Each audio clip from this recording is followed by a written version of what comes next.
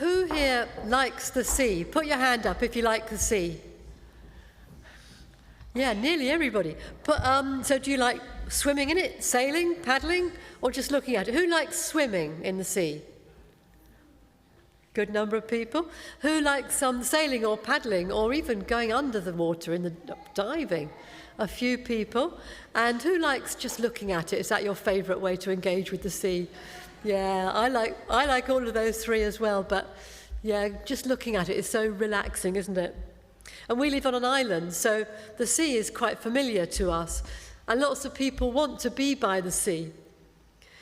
But the people of Israel were desert people. Although they did have a coastline, the sea to them was unpredictable and full of danger and storms. And it was also the place where enemies came from. The invading tribes like the Romans and the Phoenicians, and in lots of terrifying myths. There was Baal, the storm god, and Yam, the sea god, and they battled it out over the sea. So it was a terrifying place, really. And that's why the Bible says that when the earth is restored to perfection, there will be no sea, which I think is a bit sad, but I don't suppose I'll mind when the time comes because of all the other good things that will be so amazing. But the Sea of Galilee was no different to the coastal sea. Although geographically it's a lake, it had all the same characteristics as the ocean: storms, scary water spirits, and general danger and chaos. It could go from this to this in a moment.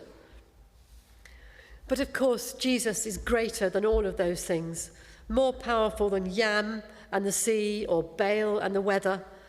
And he calms storms and he walks on the water. And that sends a message. The title of this sermon is Jesus and Creation. And when I first read the passage, I thought a more accurate title would be Jesus and the Law of Physics, as Jesus defies gravity and surface tension and proves that matter can be created. But actually, that would be to miss the point. These miracles that Jesus did are showing so much more than his power over the laws of nature. They show that he is the one who rules over nature and the whole of creation. He was there when the world was made, and he's here again in the middle of his creation.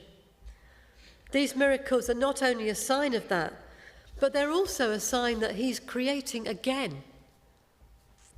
Back in Genesis, before the world was created, we read about dark, formless waters with the Holy Spirit hovering over it all, before God said, "Let there be light." And when he said that, he brought order and beauty out of that dark chaos. And then here in Mark, we see Jesus walking over the dark, chaotic waters of the stormy sea. He's not threatened by the waves at all. But as soon as he's with the disciples in the boat, the wind drops, and suddenly there's peace and order. So this is what Jesus is saying with actions rather than words. You see this dark chaos that we're in right now. The storm at sea, the storms in your life, the darkness of corruption and evil that surrounds us. I'm not threatened by that, and I will shine a light into that darkness and bring order and beauty out of chaos. That's what this miracle is saying. And to the Jews of Jesus' day, this would have had an even deeper resonance too. Jesus is referring back to a much earlier time in Israel's history, the time when they became a nation and were promised a home. The defining moment that Jews still look back to, their rescue from slavery in Egypt and their journey to the promised land. As they ran from the pursuing Egyptians, God gave them an escape route through the Red Sea. The waters parted and they made it through to the other side. So by showing a similar power over the sea, Jesus is saying that he will rescue his people again and lead them on a journey to a new promised land, God's kingdom in a newly created world. You might think that making this parallel between Jesus walking on the water and Exodus, the parting of the waters, is a bit of a stretch, but we know that Mark intended us to see this connection because of a tiny detail in the writing. Earlier in the chapter, he points out that the day this happened, the grass on the surrounding hills was green. Now, we might think that's perfectly ordinary, but in the climate of Galilee, that only happened in early spring, the time of Passover, the time when the Jews celebrate their salvation from slavery and the start of their journey to the promised land. So that's a great comfort to us. We look at the world and society, and yes, we see great beauty and goodness in the world, but there's also so much evil. The beauty we see is like a promise that God can bring order out of chaos, beauty out of darkness, and even good out of evil. We see that happening in our own lives because nothing is ever 100% bad 100% of the time. Those shards of light breaking through are signs that God's goodness is more powerful than any storm or chaos that we might experience. And he will redeem those times and bring good out of bad, both in our own lives and in the world as a whole. And our job is to pray for the eyes of faith to spot that happening, not to let the storms overwhelm us, but to remember that Jesus is with us through everything, working to turn things around. But back to the children of Israel, newly rescued from slavery in Egypt. Before they got to the promised land, they had to go through the wilderness, a desolate place with very little water or vegetation. Food was hard to come by, and inevitably they got hungry. How were they to survive in this inhospitable landscape? And that's when God showed his faithfulness to them and continued to rescue them by sending them the manna during the night, which we heard about in our reading. A dry place of hardship and suffering became a place of sustenance and survival because God was with them. Fast forward a few thousand years to the time of Jesus. It's early spring, round about the time of Passover feast, and the grass was green. Jesus is in an isolated spot in the wilderness in Galilee. Here's a picture of it from Google Street View. And he's surrounded by people who followed him out here to hear him speak and be healed by him. And when Jesus looks at them, what he sees are sheep without a shepherd. Now, in Bible speak, that means people without a king. Just like it says in Ezekiel 34, they're scattered in the wilderness with no one to look for them, until God himself says that he will seek them out and rescue them. And Mark says that Jesus had compassion on the crowds for that reason. The fact that Jesus makes that comment, that they're sheep without a shepherd, just before he arranges for them to be fed right there in the wilderness, makes that link explicit. Jesus is saying that he is the sovereign Lord described by Ezekiel, and he has the power to overcome not only the sea, but the wilderness as well, to rescue his people.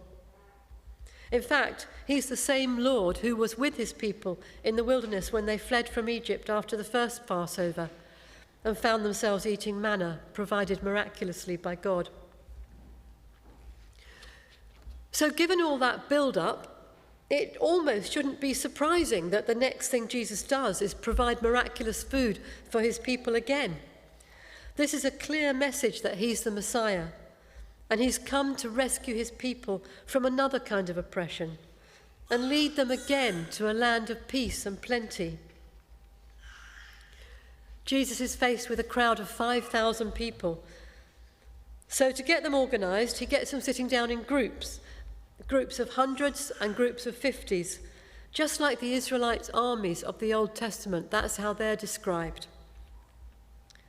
So is this Jesus sending another message to the powers of darkness, saying that he's prepared to do battle to save his people? He's assembling his armies. And that's significant because there are powers of darkness close at hand that need challenging.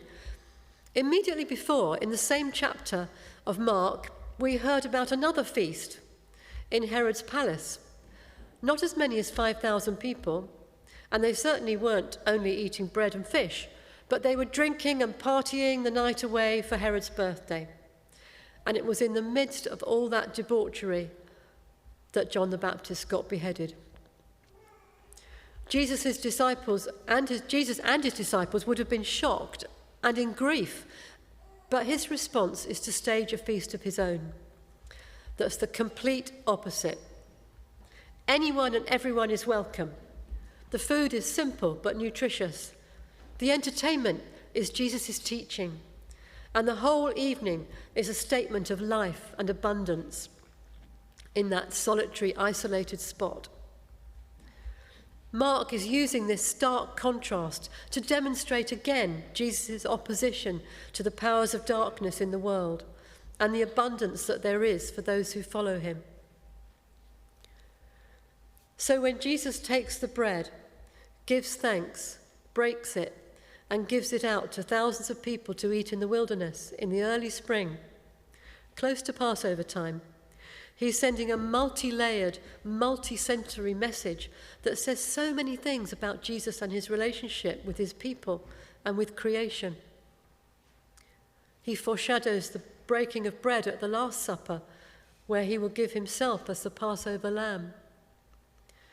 He demonstrates that he is their provider of food and their bread of life. He's their shepherd and protector, and he's their king. He's their rescuer and saviour. He's their Messiah. He has come to redeem the hostile wilderness and make it a place of plenty where he can keep his people safe and provide for them so long as they stay close to him. These two stories are so full of symbolism, and when we unpack it all, we can get a clear message of what Jesus is saying. The fish is food from the sea, the bread is food from the land. Under Jesus' command, both land and sea become productive and nourishing, even in places that are otherwise hostile and scary. When he walks on the sea and stills the wind, he shows his command over the sea and the sky, bringing peace and safety out of violence and chaos. And this is a foretaste of the way that Jesus will restore the whole of creation, earth, sea, and sky, and bring it all under his command. It will be a new creation, a new promised land of peace and plenty for his people. And that would be a great comfort for us if it was only something to look forward to in the future. But the great thing is, it's an even greater comfort because we can see it happening around us already. We see flashes of that new creation breaking into the current world every time we see people recovering from illness, every time we feel the love of the community around us, every time we struggle, but then inexplicably get through. And when we don't see those things, and we just feel stuck in the middle of a storm or trudging through a barren wilderness, we need to remind ourselves that Jesus is still there, walking through it with us, or breaking bread ready to give us. And we just have to stay close to him through it all, and we'll feel his rescue eventually. And in the meantime, we have a responsibility to work with Jesus to bring those glimpses of peace and beauty to people's lives, like those disciples spreading the bread and fish out to everyone around them, spreading Jesus' love and compassion to those who need it the most. So if you love the sea or the wild places, think of them as places of God's presence and his provision for us, and the promise of a future home in a renewed creation. And if you can't stand the sea, then take comfort from Revelation 21, which says there'll be no sea in the new creation, just peace, wellness, abundance, and a sense of home in the constant presence of Jesus.